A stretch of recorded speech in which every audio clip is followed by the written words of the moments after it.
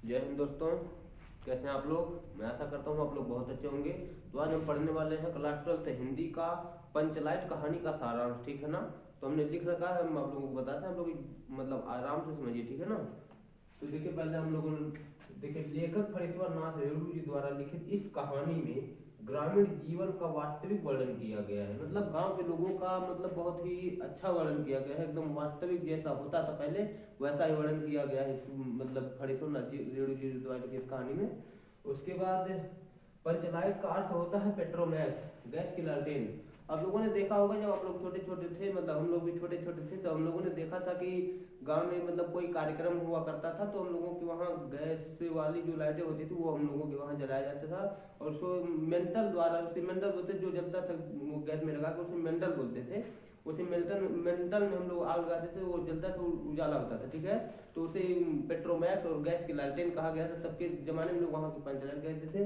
तो देखिए, गैस की लालटेन जिसे पहले के लोग किसी कार्यक्रम में उपयोग किया करते थे। मैंने कहा ना कि पहले के लोग उसे किसी मतलब बहुत ही अच्छे कोई कार्यक्रम हुआ करता था तब उपयोग करते थे। उसके बाद देखिए आगे, महतो टोली में गांव के कुछ अशिक्षित लोग थे। मतलब महतो टोली था, महतो एक गांव था, मतलब टोली था, उस गांव के लोग कुछ अशिक्षित लोग थे।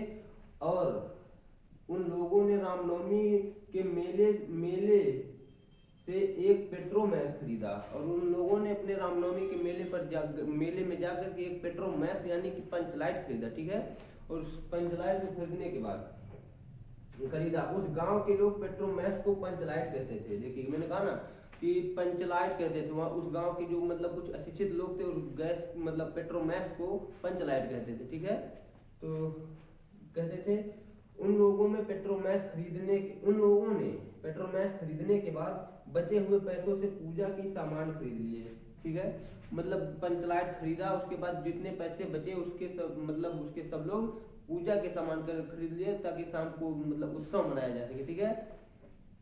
सामान खरीद लिए। गांव के सभी लोग पंचलाइट खरीदे जाने पर बहुत ही प्रसन्न थे, ठीक है। क्योंकि उन लोगों के गांव में पहली बार लाइट का मतलब जुगाड़ किया गया था, पंचलाइट आया था, ठीक है ना। इस खुशी में कीर्तन का आयोजन किया गया था। ये लोग इतने खुश थे कि पंचलाइट खरीदे जाने पर वो लोगों ने कीर्तन का आयोजन किया गया था, बताइए। उसके थोड़ी देर बाद शाम होने पर गांव के सभी लोग इकट्ठे हुए। उसके थोड़ी देर बाद मतलब जब शाम होता है ना, तो शाम होने पर गांव के सभी लोग पंचलाइट देखने के लिए वहां पर इकट्ठे हुए। गांव के सभी लोगों को पंचलाइट खरीदने का किस्सा सुनाया गया। गांव के सभी लोगों को पंचलाइट खरीदने का किस्सा सुनाया गया। उन गांव के लोगों ने अपने सरदार और दीवान को श्रद्धा भरी नजर से देखने लगे। गांव के लोगों ने, जो दीवान था उस गांव का और जो मतलब सरदार थे, उनको बहुत भरी नजर मतलब श्रद्धा से भरी श्रद्धा से नजर देखने लगे, बताइए। मतलब जैसे आजकल अपने लोग मोदी जी को देखते हैं ना, उसी तरह उन लोगों ने उस टाइम सरदार जी को देखने लगे अपनी श्रद्धा भरी नजर से, ठीक है ना। फिर बाद में यह प्रश्न हुआ कि पंचलाइट को जलाएगा कौन। अब बात यह हुई कि पंचलाइट तो जलाने ही नहीं आता था किसी को। पंचलाइट खरीद लिए, पंचलाइट जलाए कौन। उसके बाद, क्योंकि खरीदने से पहले इस बात को किसी ने नहीं सोचा था। पंचलाइट खरीदने से पहले इस बात को कोई नहीं सोचा था कि पंचलाइट यह जलाएगा कौन, ठीक है ना। बात यह पड़ गई आगे आकर के, पंचलाइट जलाएगा कौन। और उस दिन गांव के लोगों ने ढिबरी दिया भी नहीं जलाई थी, बताइए। उस दिन इतने खुश थे सब लोग कि अपने घर में ढिबरी दिया भी नहीं जलाए थे। पंचलाइट के न जल पाने से गांव के लोग व मुखिया के चेहरे उतर गए थे, एकदम बंदर बन गए थे सब लोग कि पंचलाइट अब नहीं जलेगा तो दूसरे गांव वाले हमारा हंसी मजाक उड़ाएंगे, ठीक है। उतर गए थे। दूसरे गांव वालों ने उनका खूब मजाक बनाया। बढ़िया से, क्यों है पंचलाइट खरीदे जलाने ही नहीं आता है, ठीक है ना। लेकिन गांव वालों ने धैर्य पूर्वक उनके मजाक को सहन किया। गांव वालों ने उनके जो मजाक उड़ाते थे ना, धैर्य पूर्वक सहन किया। भाई कर ही क्या सकते थे, जब कोई जलाने वाला नहीं था तो क्या करेंगे। उसके बाद गुलरी काकी की बेटी मुनरी ने धीरे से कहा, गोधन पंचलाइट जलाना जानता है, यह है मुनरी जी। गुलरी काकी की बिटिया, जिसे गोधन परेशान करता था, जिसकी वजह से गोधन बाहर गांव से बाहर निकाल दिया गया था, ठीक है ना।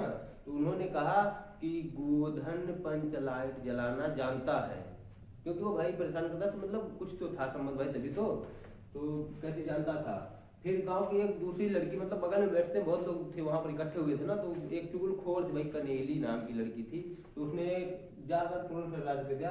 एक दूसरी लड़की कनेली ने यह बात सरदार तक पहुंचा दी। उसने जाकर सरदार से कह दिया कि वो मुनरी कहती है कि गोधना पंच लाइट जलाना जानता है, ठीक है ना।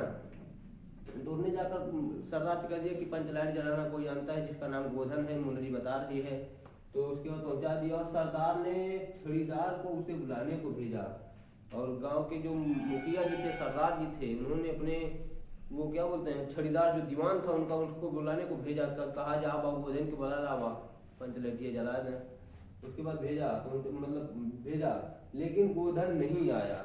लेकिन गोधन को भी भाई गुस्सा था, गांव से निकाल दिया गया था, छोटी बात हुई ना थी यार, उसको भी गुस्सा था कि मैं नहीं जाऊंगा पंचलाइट जलाने, मुझे गांव से निकाल दिया गया छोटी सी गलती की वजह से। गोधन नहीं आया, फिर छड़ीदार वापस चला आया गाँव, मतलब गाँव में चला आया कि नहीं वो नहीं आ रहा है, फिर नहीं आया।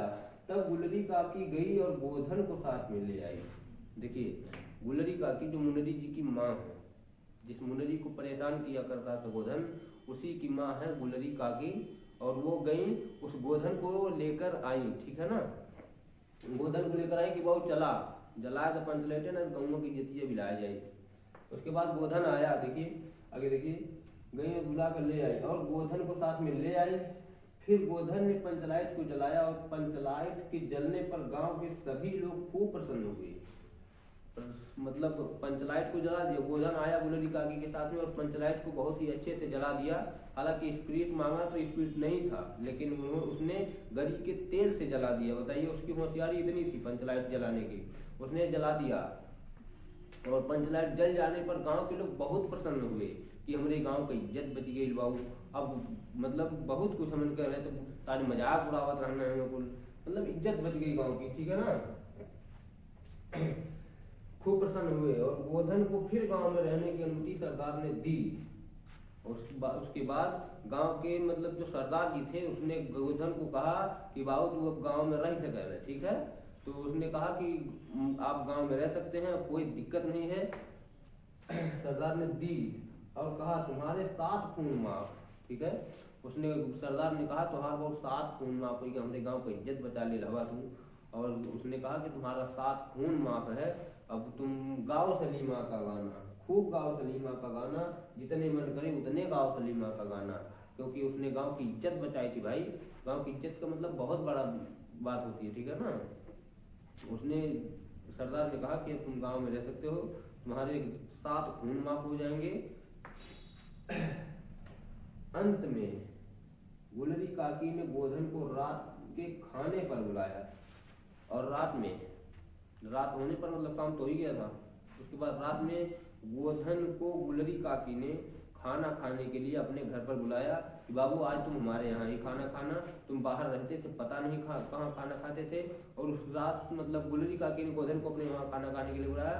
अब देखिए कि जिस गोधन को गांव से बाहर निकाल दिया गया था, जिसकी बेटी की वजह से, मुनरी की वजह से निकाल दिया गया था, उसी की माँ गुलरी काकी बुला रही है कि बाबू आज हमारे यहाँ है तुम खाना। तो ये होता है होशियारी का महत्व कि आप जितने इंटेलिजेंट रहेंगे आप लोगों का मतलब उतना ही सम्मान किया जाएगा, ठीक है ना।